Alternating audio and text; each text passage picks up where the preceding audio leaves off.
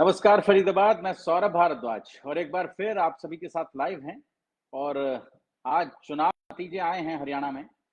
और चुनाव नतीजों के बाद आप समझ सकते हैं कि तमाम जो राजनीतिक पंडित हैं, उन राजनीतिक पंडितों के तमाम सर्वे, तमाम एग्जिट पोल, तमाम सीआईडी रिपोर्ट्स, आईबी रिपोर्ट्स तमाम फेल हो गई।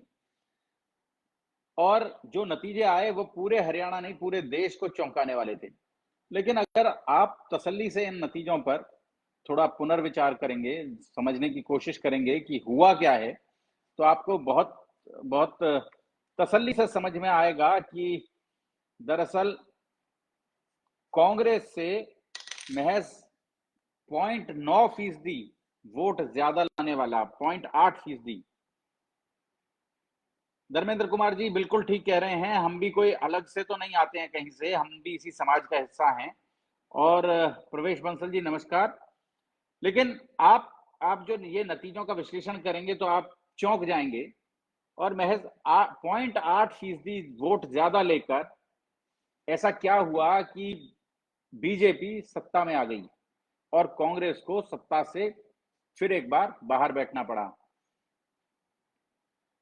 राहुल कुमार कह रहे हैं देश से प्यार करोगे तो कांग्रेस से अपने आप नफरत हो जाएगी। यही ठीक कह रहे हैं आप। कुछ तो गड़बड़ हुई है, भ्रष्ट लोग जीत रहे हैं, ये बड़ा सवाल। लेकिन आप अगर थोड़ा सा इसको कैलकुलेट करने की कोशिश करेंगे, जो जो पूरा पूरा ये गणित है उसको एक बार आपके साथ डिस्कस करने की कोशिश करते हैं। सबसे पहला फैक्टर तो था हिंदुत्व। बीजेपी के पास कुछ नहीं था, भ्रष्टाचार के तमाम आरोप बीजेपी पर लग रहे थे, तमाम आप कह लें कि नाकामियां बीजेपी के मत्थे थी, 10 साल की एंटी इनकम्बेंसी थी। और उसी के चलते मनोहर लाल खट्टर को मुख्यमंत्री के पद से हटाकर नायब सैनी को लाया गया और नायब सैनी के माध्यम से बहुत सारे घोषणाएं, बहुत सारे आप कह लें वादे करने का प्रयास किया गया। जी मनोज कुमार कह रहे हैं ईमानदारी से गिनती हुई है, लोकतंत्र की जीत। बिल्कुल ठीक कह रहे हैं, हम भी कह रहे हैं लोकतंत्र की जीत हुई है। लेकिन लोकतंत्र की जीत के कारण क्या रहे, क्या ऐसा हुआ है कि लगातार जो कल रात तक स्वप्न बुन रही थी कांग्रेस की कौन मंत्री होगा, कौन मुख्यमंत्री होगा और किस किस के पास क्या क्या ताकत आएगी, आज उनके यहाँ एकदम सन्नाटा पसरा है। और बीजेपी जिसके यहाँ कल तक ये था कि पता नहीं जीत भी पाएंगे या नहीं, जमानत बचेगी नहीं, वो आज सत्ता में खुशियां मना रहे हैं। इस बार दिवाली को एंजॉय करेंगे, लुत्फ उठाएंगे। नागेंद्र प्रसाद कह रहे हैं आम आदमी और कांग्रेस एक साथ लड़ते तो फायदा होता, डेफिनेटली। लेकिन भूपेंद्र सिंह हुड्डा और तमाम कांग्रेसियों की जो जो अकड़ थी, उस अकड़ ने दोनों पॉलिटिकल पार्टीज को एक साथ नहीं लड़ने दिया। आप समझे मामूली सा अंतर हुआ है, बहुत मामूली सा अंतर। 32 वोटों से कांग्रेस एक सीट हार गई है। और ऐसी बहुत सारी सीटें हैं जो बहुत क्लोज लड़ाई में कांग्रेस ने हारी हैं। कांग्रेस ने जहां सीटें जीती हैं वो बड़े मार्जिन से जीती हैं। एक बार वोट परसेंटेज की भी बात कर लें, 39.94% वोट तो मिला है बीजेपी को और 39.009% वोट मिला है कांग्रेस को। मतलब आप समझें कि बमुश्किल 0.8% वोट से ये खेल बदल गया है। और इसमें जो बड़ी भूमिका निभाई है, धीरे धीरे पिछले अगर 30 दिन 40 दिन में आप देखेंगे तो ये पूरा चुनाव सैलजा की लड़ाई, सैलजा और भूपेंद्र सिंह हुड्डा की लड़ाई, और उसके बाद मुख्यमंत्री पद के लिए जो खींचतान कांग्रेस में चल रही थी, वो जो लोगों में मैसेज जा रहा था, और उस मैसेज के बाद ये संदेश गया कि शायद सैलजा को बैकफुट पर कर दिया है कांग्रेस ने, उसका बड़ा नुकसान कांग्रेस को हुआ। कहीं ना कहीं जाट वर्सेस नॉन जाट जो जो इलेक्शन था, ये जाट बनाम नॉन जाट का इलेक्शन हो गया और इसका सीधा नुकसान कांग्रेस को हुआ है। एक बिरादरी बनाम 35 बिरादरी का चुनाव हो गया। वहीं दूसरी ओर भाजपा ने 11 ब्राह्मणों को टिकट देकर यह संदेश देने की कोशिश की कि अब वो ब्राह्मणों को आगे लेकर इस सूबे में चलना चाहती है, ब्राह्मणों को बड़ी जिम्मेदारी देकर इस सूबे में चलना चाहती है, जिनको पिछले 10 सालों से उसने बैकफुट पर कर रखा था। आप समझ लें INLD बीएसपी का गठबंधन हुआ, जेजेपी एएसपी का गठबंधन हुआ, और ये दोनों गठबंधन जो थे, ये दोनों गठबंधन कहीं ना कहीं कांग्रेस को नुकसान पहुंचा रहे थे, और नुकसान हुआ भी है। आप समझ लें 6% वोट शेयर, 4.5 के करीब तो 4.25% तो INLD का, और 0.25% बीएसपी का जो वोट है, उस वोट ने कहीं ना कहीं कांग्रेस को नुकसान पहुंचाया है, बीजेपी को फायदा पहुंचाया है। आप समझ लें ये दोनों, मतलब ये जो रणनीतिक चाल थी बीजेपी की, बीजेपी ने चुनाव से थोड़ा दिन पहले जेजेपी को अपने से अलग हटाया, अलग हटाने के बाद जेजेपी को अलग से चुनाव लड़वाया, उसका बाकायदा गठबंधन करवाया। कहा खबर ये थी कि जेजेपी एएसपी का जो गठबंधन है वो भाजपा ने कराया है, बीएसपी और जेजेपी INLD का जो गठबंधन है वो बीजेपी ने करवाया है, ये खबरें थी।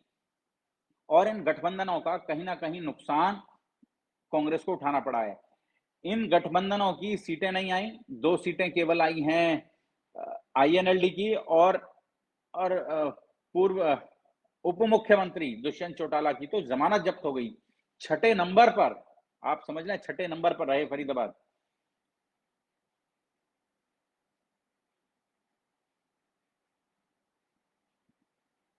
मोहित वशिष्ठ जी बिल्कुल वही करने की कोशिश कर रहे हैं, बता रहे हैं कि कहां कहां गड़बड़ हुई है, और कहां कहां बीजेपी मजबूत थी, और कहां कांग्रेस को नुकसान हुआ है।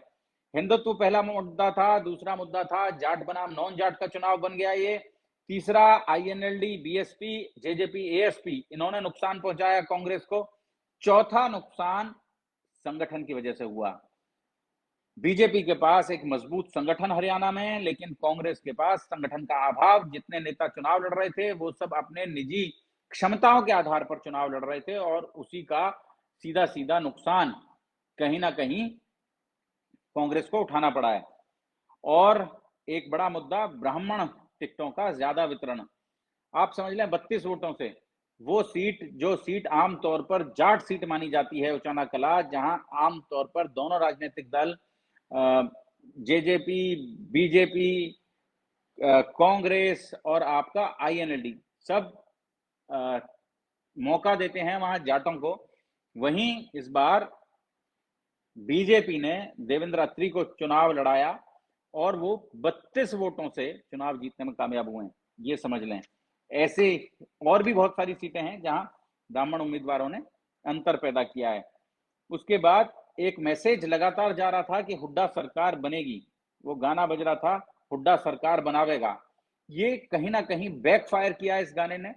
और इस गाने से नुकसान ये हुआ है कि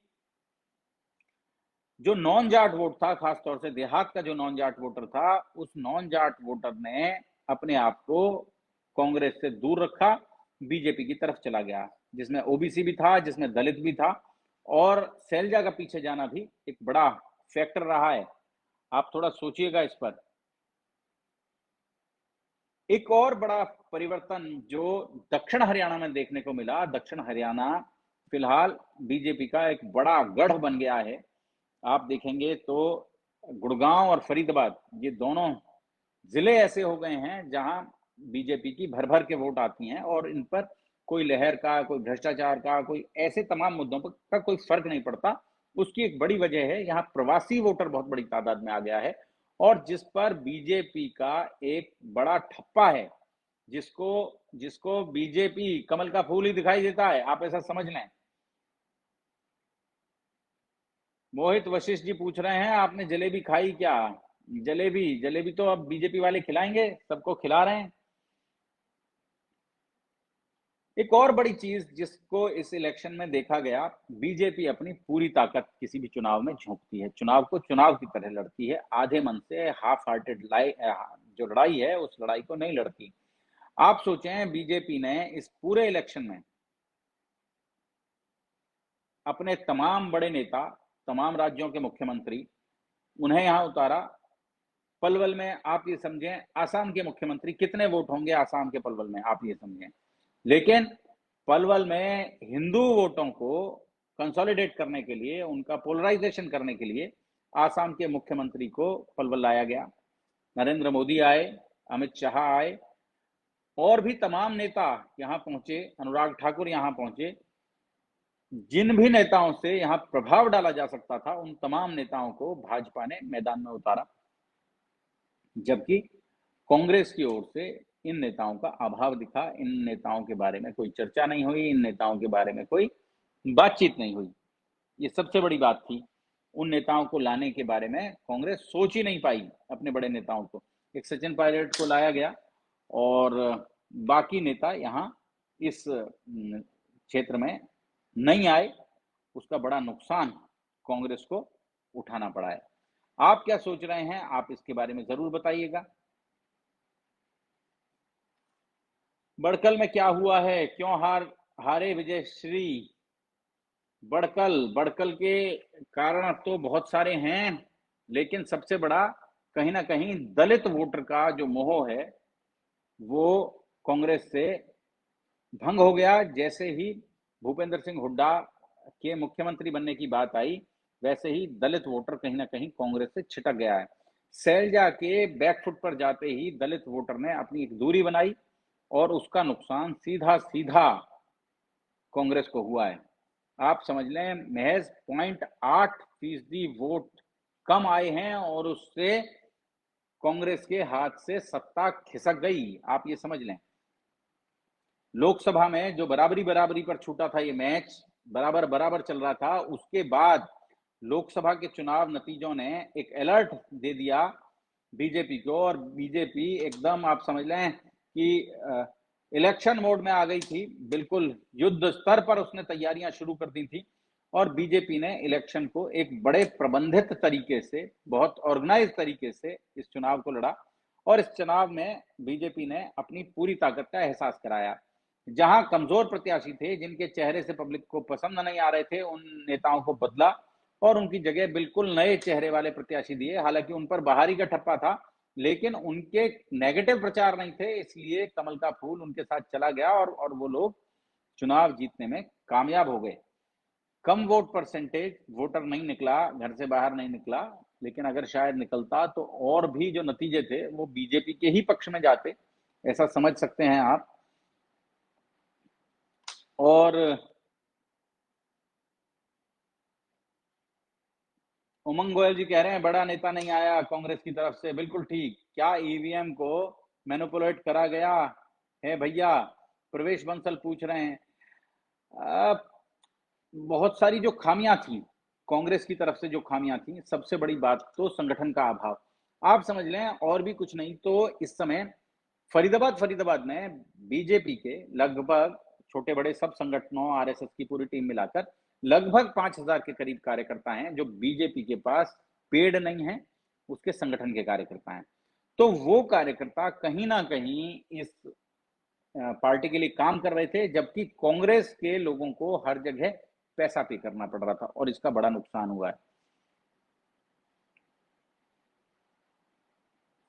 कांग्रेस सत्ता में आने से पहले ही विभागों के बंटवारे में लग गई। आप और मजेदार चीज देखें, कांग्रेस में अनुशासन का अभाव स्पष्ट दिखाई दिया, बीजेपी में अनुशासन का कोई अभाव नहीं दिखा। पिछले 30 दिनों के आप अखबार उठा के देखेंगे, आप बयान देखेंगे, तो कोई मुख्यमंत्री बन रहा था, कोई उप मुख्यमंत्री बन रहा था, कोई मंत्री बन रहा था, लेकिन बीजेपी में आप किसी से भी बात करें, क्योंकि बीजेपी में सबको पता है उनकी औकात क्या है, क्योंकि वो पार्टी में एक पुर्जे से फालतू कुछ नहीं है, इसलिए हर नेता अपनी औकात में रहता है।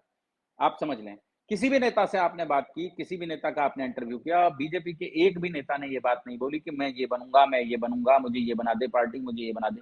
सबने कहा मेरी पार्टी ने मुझे टिकट दिया, पार्टी का आभार, पार्टी के वरिष्ठ नेतृत्व का आभार, और देवतुल्य जनता के बीच अब हम हैं। देवतुल्य जनता हमें पहुंचाएगी, जहां पहुंचाएगी वहां हम पहुंच जाएंगे, और पार्टी को फिर हमें जो जिम्मेदारी देनी होगी हम वो जिम्मेदारी ले लेंगे। लॉबिंग सब करते हैं, सबको अपने लिए बड़ी कुर्सियां, बड़े पद चाहिए होते हैं, लेकिन उसका सार्वजनिक प्रदर्शन, उस सब का सार्वजनिक प्रदर्शन भाजपा नहीं करती। भाजपा में बेशक मन में कुछ भी चल रहा हो, लेकिन उसको आगे नहीं आने देते, उसको बाहर नहीं आने देते। ये सबसे बड़ी बात भाजपा के साथ। और जैसा हमने आपको बताया कि great loss to Haryana for 5 years। जी, मोदी लहर के इफेक्ट रहा है क्या हरियाणा में? जी नहीं, मोदी मोदी लहर का कोई इफेक्ट नहीं। अगर ऐसा होता तो वो रिपीटेशन होता, उन्हीं सीटों पर बीजेपी हारती जहां मोदी के समय जिन जिन विधानसभाओं में हारे थे। हालांकि आप देखें कि अगर आप जिले के हिसाब से देखेंगे, जहां जहां जिन जिन जिलों में खासतौर से बीजेपी लोकसभा में जीती, उन्हीं जिलों में विधानसभा में उसे जीत हासिल हुई है। जिन जिन जिलों में वो जिन जिन लोकसभा क्षेत्रों में वो हारे हैं लोकसभा में, लोकसभा चुनाव के दौरान जो लोकसभा क्षेत्र के विधानसभाएं थी, वहां जहां हारे हैं, उन जगहों पर अब भी हारे हैं, लेकिन एक जो सोनीपत सीट है, सोनीपत सीट ने बड़ा अंतर पैदा किया है। तो आप ये समझ लें, दलित वोटर बीजेपी की तरफ गया, जिसको कांग्रेस की तरफ जाना था। जो लगातार ये माना जा रहा था कि कांग्रेस दलित और मुस्लिम जाट प्लस स्थानीय नेतृत्व, जो जिस व्यक्ति को वोट टिकट देंगे, वो मिलकर कहीं ना कहीं ये 3 कम्युनिटीज मिलकर हरियाणा की लगभग 43% आबादी हो जाती है। और इसके साथ जिस कम्युनिटी का वहां टिकट देंगे आप, उस कम्युनिटी का वोटर जुड़ जाता है। तो कहीं ना कहीं एक विनिंग कॉम्बिनेशन बन जाता है। ये कांग्रेस की सोच थी और इसी सोच के आधार पर कांग्रेस ने टिकटों का बंटवारा किया। टिकटों के वितरण में भूपेंद्र सिंह हुड्डा को फ्री हैंड दिया गया, और फ्री हैंड दिए जाने से कहीं ना कहीं सैलजा के जो समर्थक थे, सैलजा के जो लोग थे, वो नाराज हुए।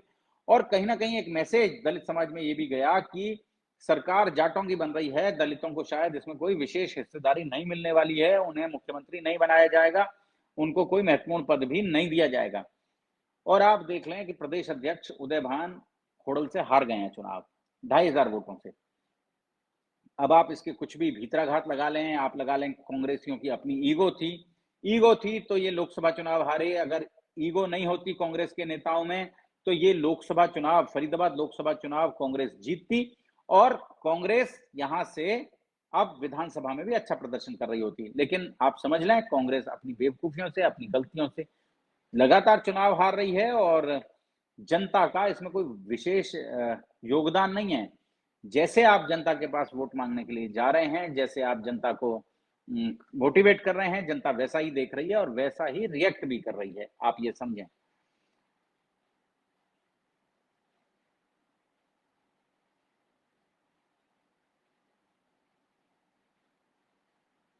जी, बिल्कुल ठीक कह रहे हैं रविंद्र कुमार रॉबिन जी। बिना संगठन कोई भी पार्टी सफल नहीं हो सकती। दूसरा, कांग्रेस की हार व्यक्ति विशेष की पॉलिसी रही है। आप समझ लें कि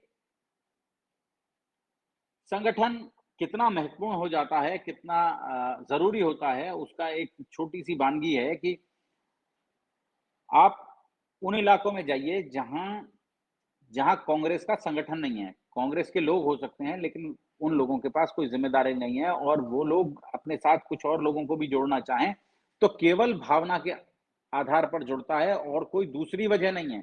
लेकिन जहां जहां संगठन है, भाजपा का जहां जहां संगठन है, वहां कहीं ना कहीं एक कार्यकर्ता खड़ा हुआ मिलता है, उसके साथ 4 कार्यकर्ता और खड़े हुए मिलते हैं। ये बड़ी वजह है।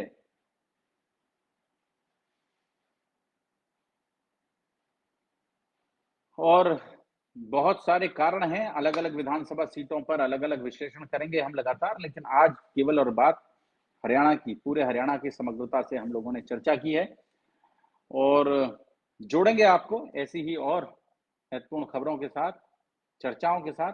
विशुद्ध राजनीति में बहुत बहुत धन्यवाद।